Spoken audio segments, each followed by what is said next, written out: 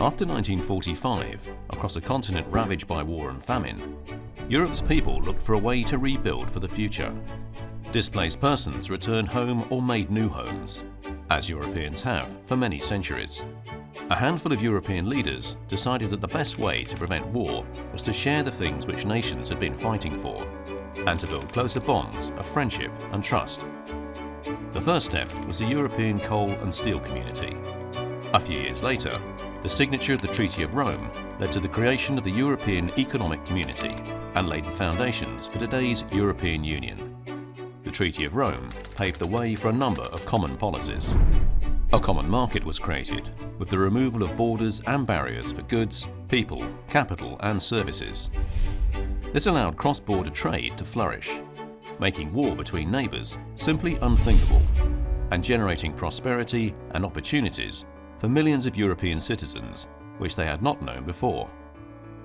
Putting in place these four fundamental freedoms helped Europe's economies develop and led to the creation of the world's biggest trading bloc. The Common Agricultural Policy was also launched with the Rome Treaty, at a time when Europeans knew what being rationed and hungry meant. They knew how much food makes a difference between life and death, between good and poor health.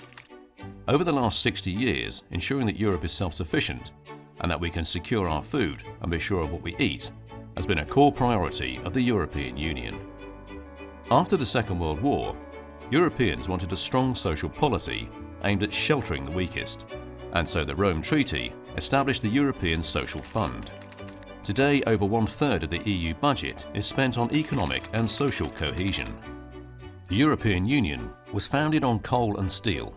Today, the European Energy Union will ensure that Europe has secure, affordable and climate-friendly energy. Wiser use of our resources and greater energy efficiency are key to fighting climate change and also to generating new jobs, growth and investment in Europe. Over time, new challenges emerged in Europe, with technological progress, globalization and several enlargements of the EU. This called for an extension of the fundamental freedoms into new domains. In May 2015, the Commission launched a strategy for creating a digital single market, providing people and companies with better personal protections online and creating the right conditions to maximize the potential of the digital economy. In 2016, the President of the European Commission, Jean-Claude Juncker, called for a European pillar of social rights in the euro area to address crucial social challenges, including poverty and income inequality.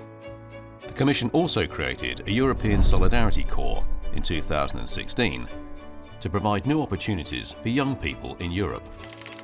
Over its 60 years of existence, the Treaty of Rome has evolved with the European Union, and new treaties have been needed to keep pace with its growth and development. The history of the Union that has been formed under the guidance of this treaty is of an unprecedented nature in Europe.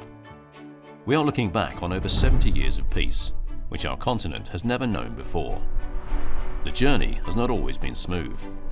It is a story of individuals and their lives. It is a story of institutions and their leaders, of men and women working tirelessly to overcome differences. It is the story of common values, common goals, common standards and common policies developed together, leading to the emergence of a stronger union between Europeans. In a globalized world, today more than ever, united we can shape the world and secure our place in it.